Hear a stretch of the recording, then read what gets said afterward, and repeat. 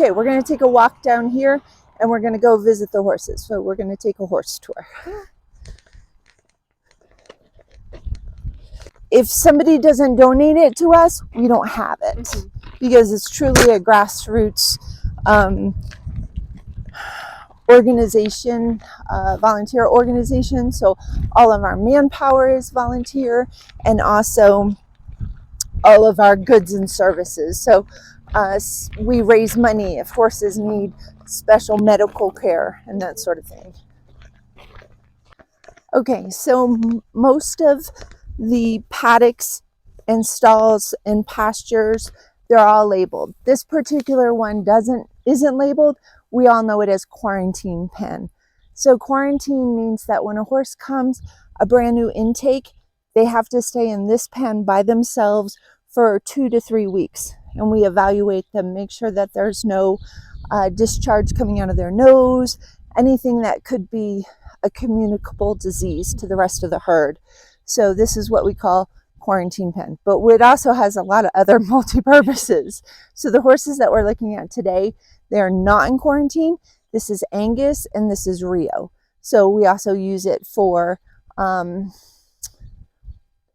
like a kind of a hospital ward, if you would say.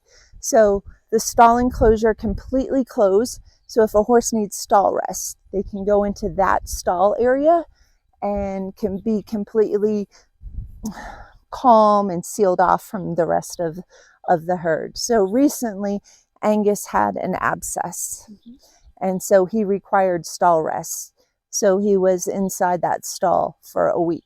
His abscess is much better, but we're still changing his wrap daily, and hopefully you'll be around to see that. Yeah, that'd be awesome. And so now he's able to come out and walk on it. He was not weight bearing at all. It was very painful.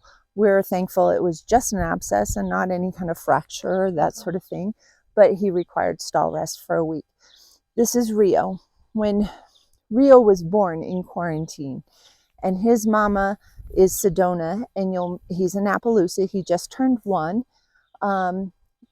So the story goes that someone in the area lost their lease, and I'm not sure if it was Colorado or Wyoming, and they took something like 30 horses to the auction.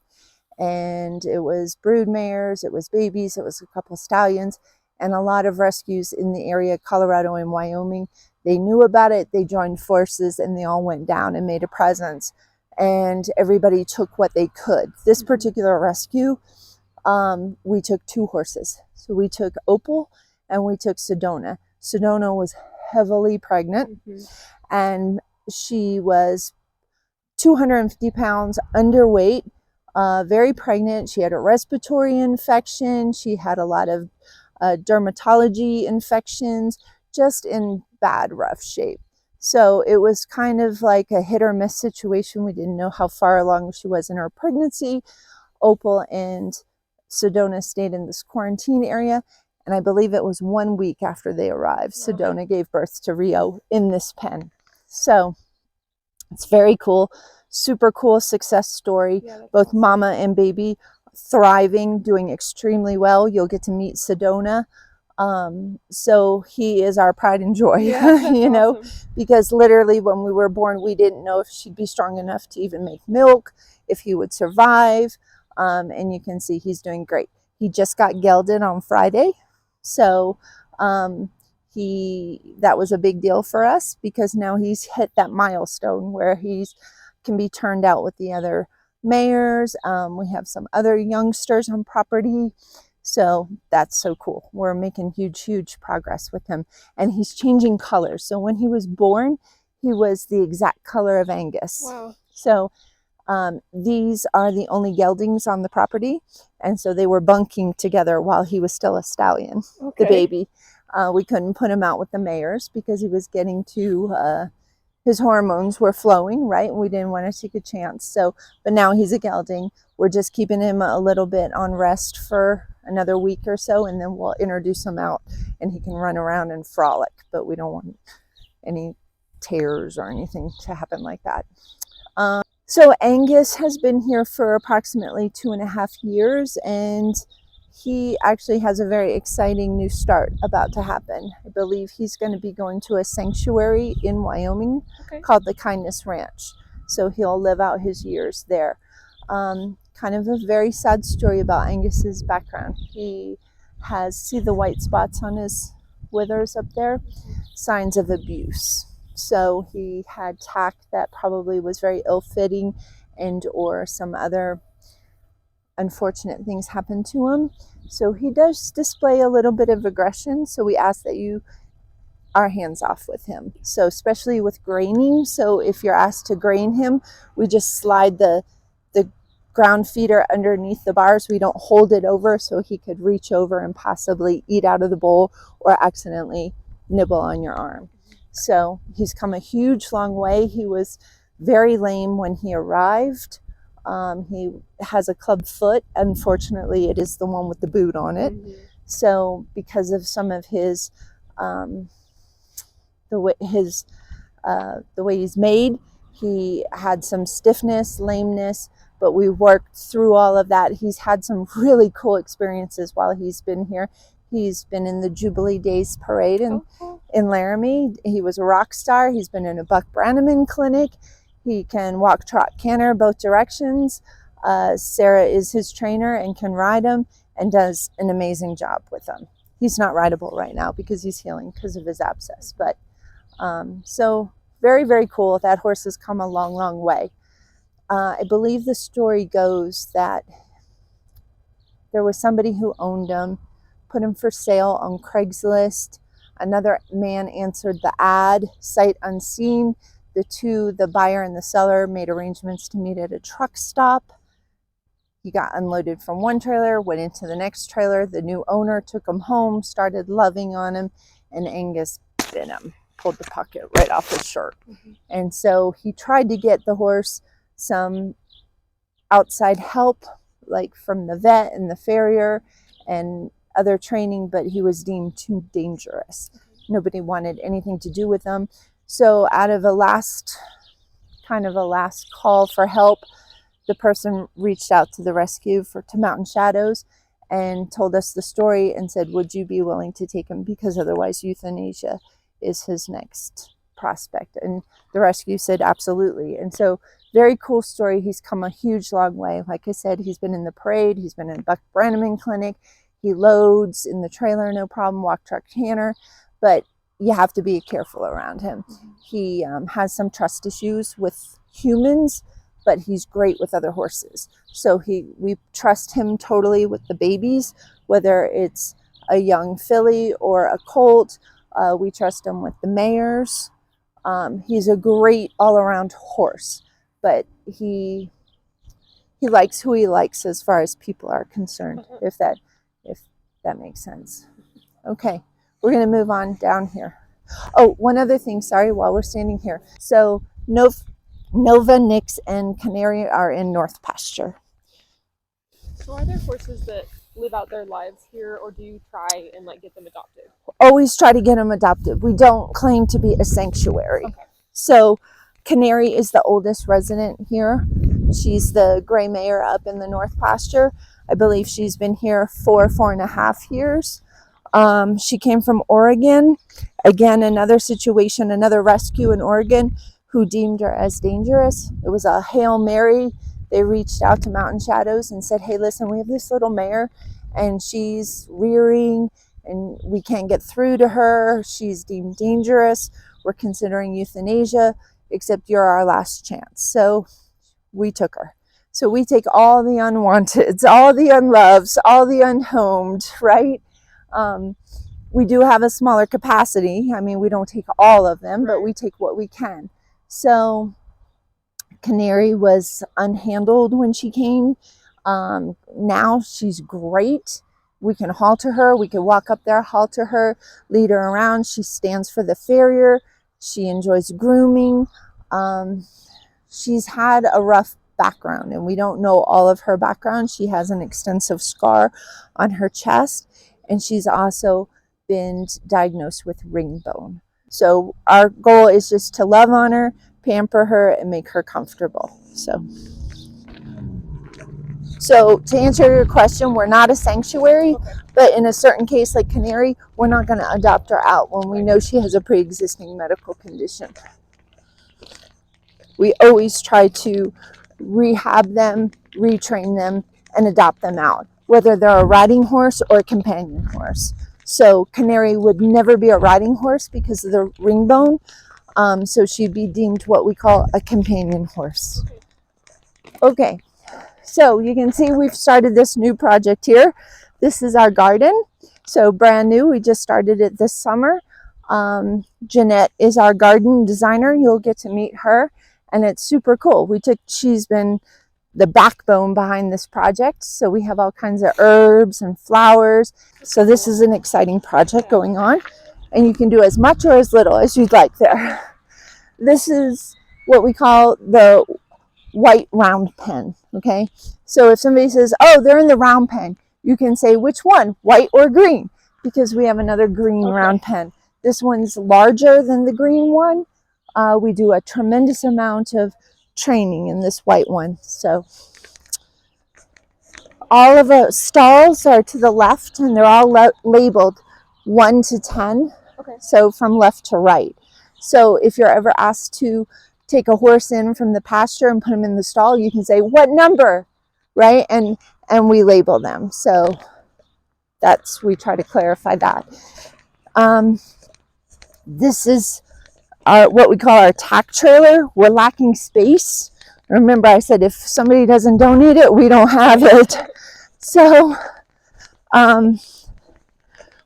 we keep all the winter coats for the horses in here, and also tack. So we're blessed because a lot of people donate tack to us, and we use it, and or if we can't use it, we sell it to raise money for the horses.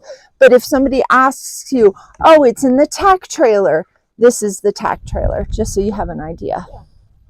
So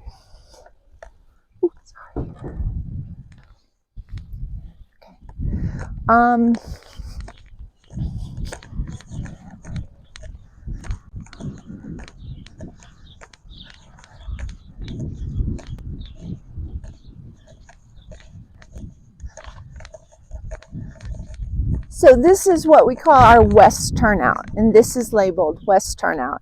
We have another turnout on the other side of the property, and it's called east turnout. So if somebody says, oh, put a mountain turnout, you can say, which one, west or east? We typically don't keep horses in this turnout 24/7 overnight. You can see there's not a shelter in here. They do have water, but usually we bring them in, put them in their stalls, and then when we get here in the morning, we turn them out. Allows them to stretch their feet, stretch their legs, they can graze, and just be horses, roll around in the dirt. So we'll go over the horses from left to right.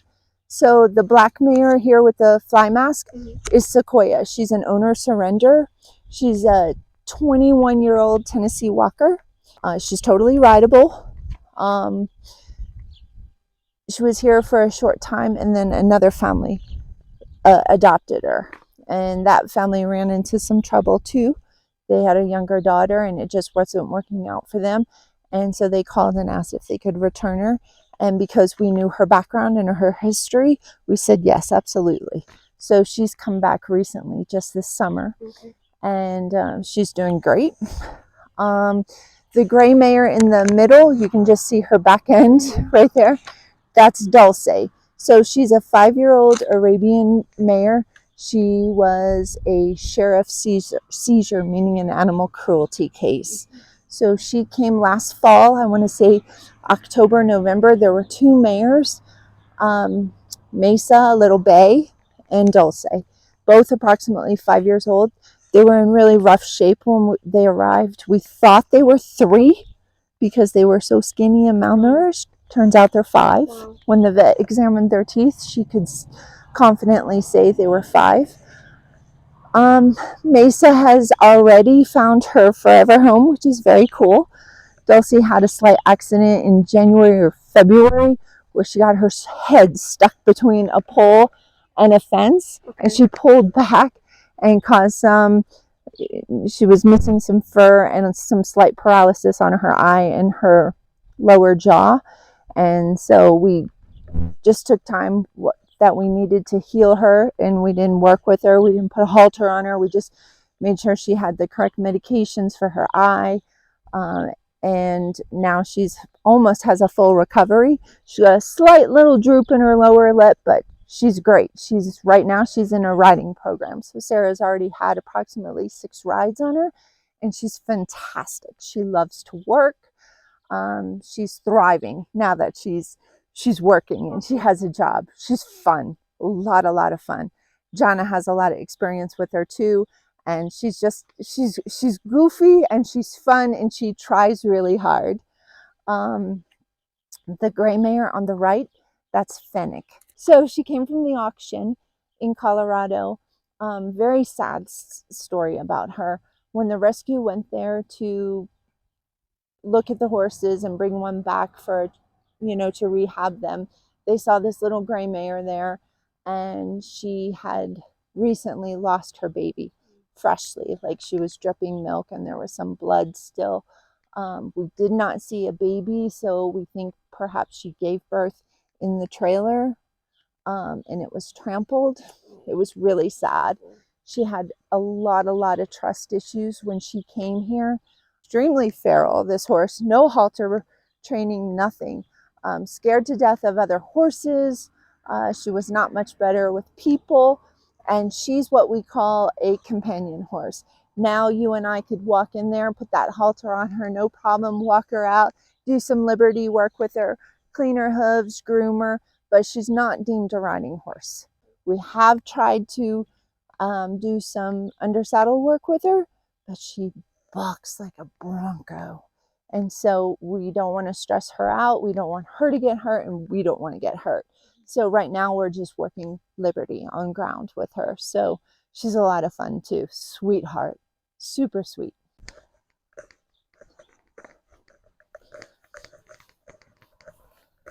Hello, sister. And all of these horses, you can pet them. The only one that is kind of, we asked you to be hands off, is Angus. And there's an Appaloosa mare you'll get to meet. Her name is Opal. She's a little shy, so she's just learning human touch. But if you approach her the correct way, you can pet her neck. Okay, this gal, this is Adora. She's a red roan mare. She's proved to be the hardest intake that the rescue has had. She was used as a brood mare. So people were adopting her, pulling her out of the auction, just breeding her, having the baby, and then sending her right back. So she was nothing but a breeding machine. They were like, nope, we got to break the cycle. We're bringing her home. So we brought her home. Again, a lot of trust issues. So she's great with the other horses. She gets along well with everybody else, but she has severe trust issues with people. So remember how I mentioned we were eligible for the ASPCA Right Horse training grant money? Mm-hmm. So we had an opportunity where we brought an outside trainer in to work with her. And it's been really exciting. These halters that are tied up here, she's now can be haltered. Yeah. So I believe she's been here 3 years, and she was completely feral. We couldn't touch her. We couldn't put a halter on her. She's lacking in some medical care because of that, and some hoof trimming.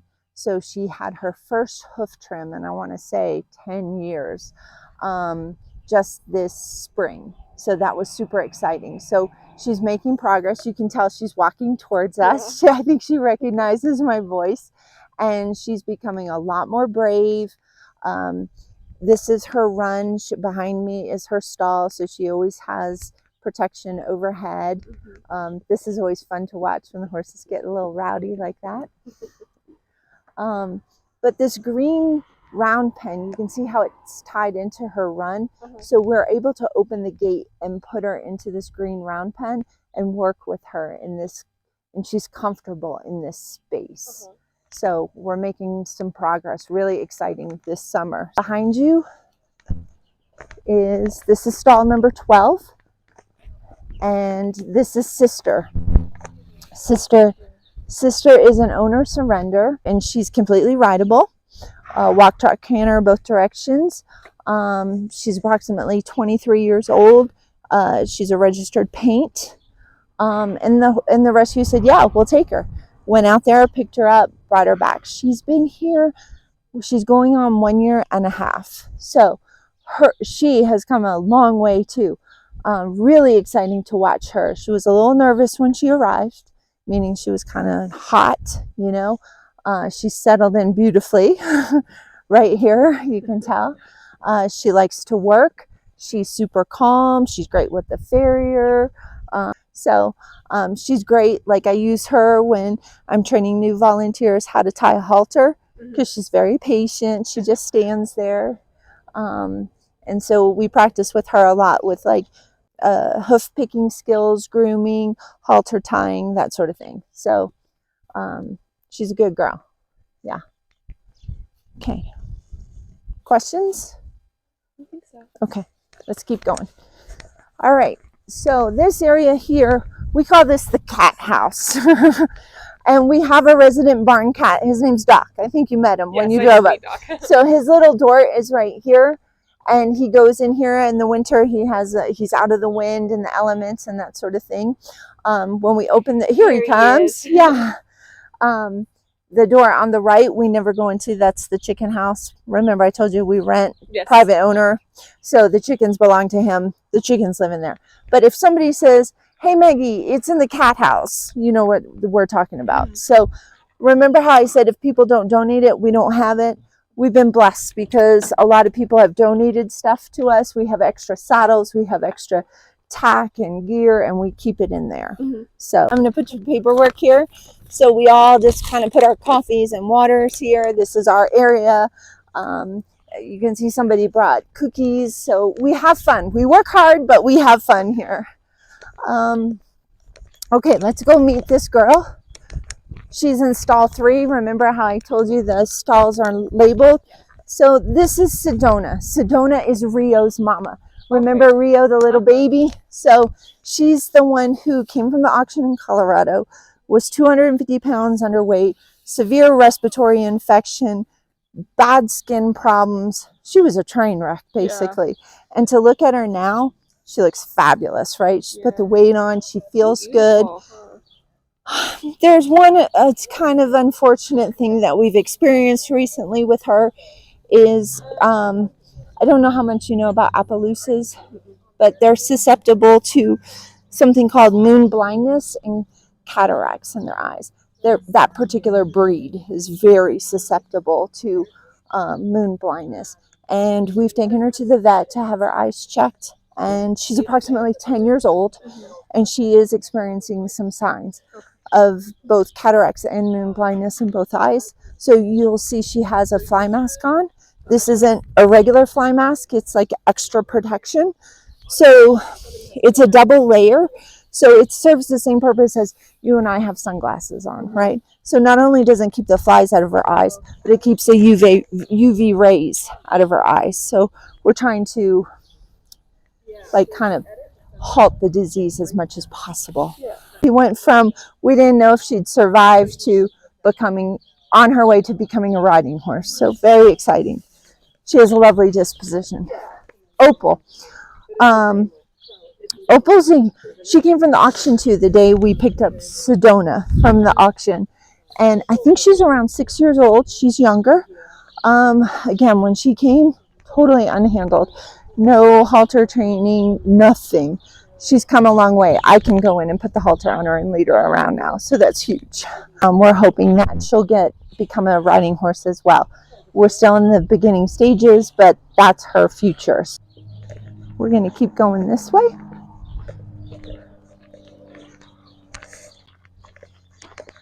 Okay, there's the stalls.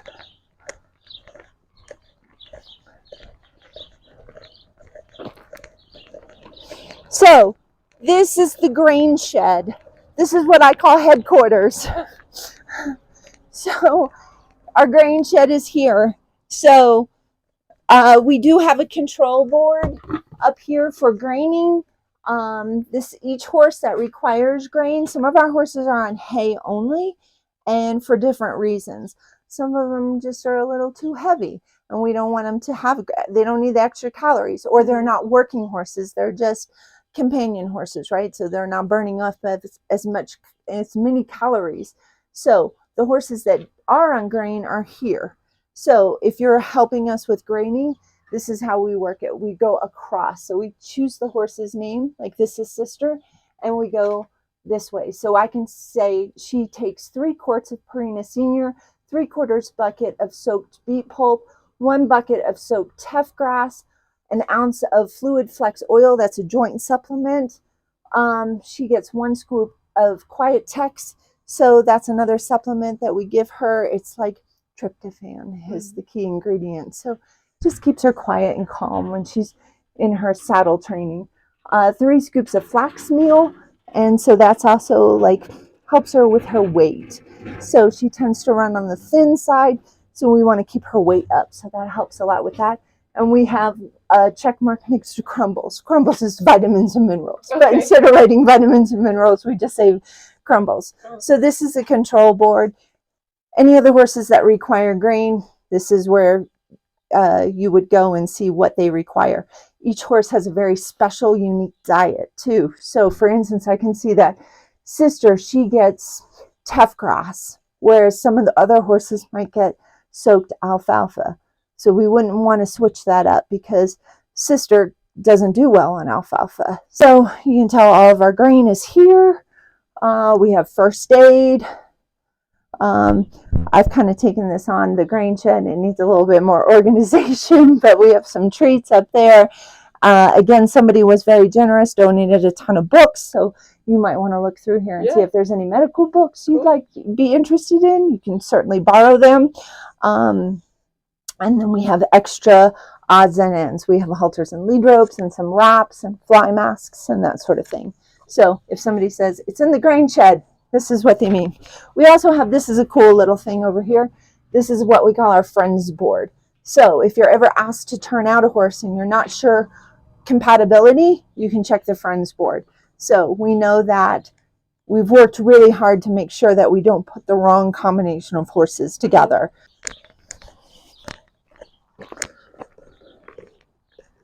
All right, this is paddock 1.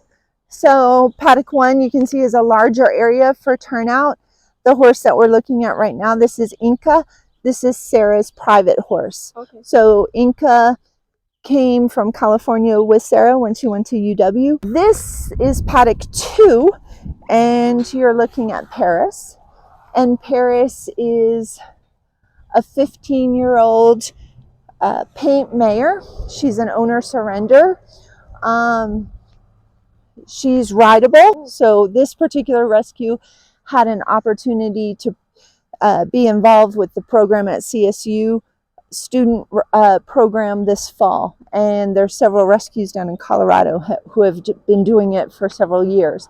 This rescue had 2 horses at the program. Mesa was the one that came in with Dulce, the other little bay Arabian mare, and Paris went. When Paris left, she only had a few rides on her.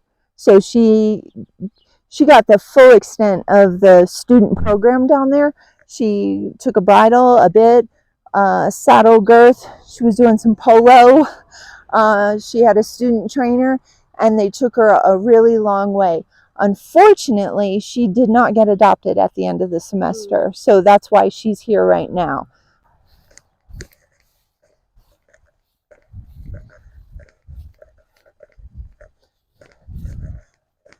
How many names I can That's okay. At the end of the day. That you're not going to be expected to know that. This is super cool. There's some kind of hawk or something. See it? That big bird? Yeah, big bird. Okay, so this is the arena. So like I mentioned, there's 2 gates.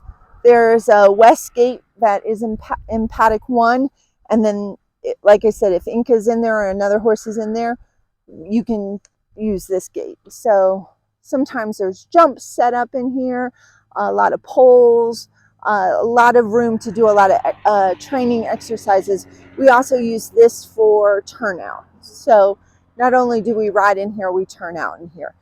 So you'll notice that the surrounding area is all this metal fencing. So what's different about arena than West Turnout and East Turnout is there's no barbed wire. In West Turnout and East Turnout, there's a strand of barbed wire that runs the property line. So whenever there's a new intake, we usually always turn them out in arena first to make sure that how they behave when they're turned out.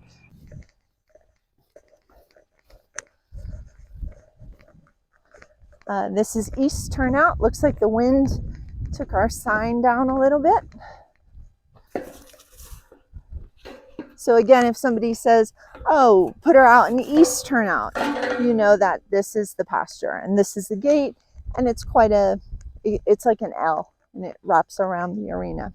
We're going to go through, we'll go through a halter training, how to tie a halter properly, how to lead a horse, that sort of thing before we turn you out on your own. Great. So do you have questions for me?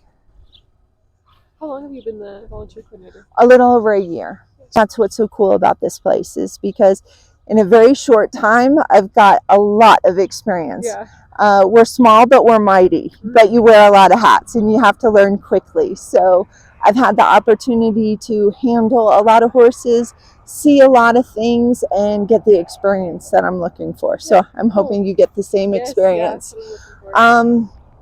If you want to stay, if this is something you want to do, I'm hoping it is. Yeah. Well, I'll introduce you to the rest of the team, and then we do some stall cleaning, some mucking, and then we come up with a plan, and then there's usually grooming and some training. Cool. So we talk to the trainers and figure out what the plan is for the day. Yeah. So sounds good? Yeah. Okay, good. So do you guys have, I know you said that your landlord helps with like haying stuff in the morning. Do you have like shifts? How does that work? So currently we have 3 shifts. So somebody is here every single day. We might not have a volunteer shift, but there is a representative here on the property every single day who has eyes on the horses and grains them. So we have a day shift, an evening shift, and a weekend shift. So currently that's what we have to pick from. This is our hay. We're running low. We'll start our, I'm not sure where they are with the hay cutting, the field cutting. So what happens is we buy our hay on an 18-wheeler. So approximately 45 big bales will come on an 18-wheeler, and it will last us several months. So this is the last, what you're seeing, the last of the winter hay. Okay. So we're just waiting for the hay growers to say when they're going to cut the next cutting, and hopefully it'll be early July, and then we'll get another 18-wheeler load. And again, we fundraise for that. It takes a lot of hay to feed all these horses, as you can tell. Any other questions? Does majority of your funding come from grants, or is it from? It's from private owners, the generosity of their hearts.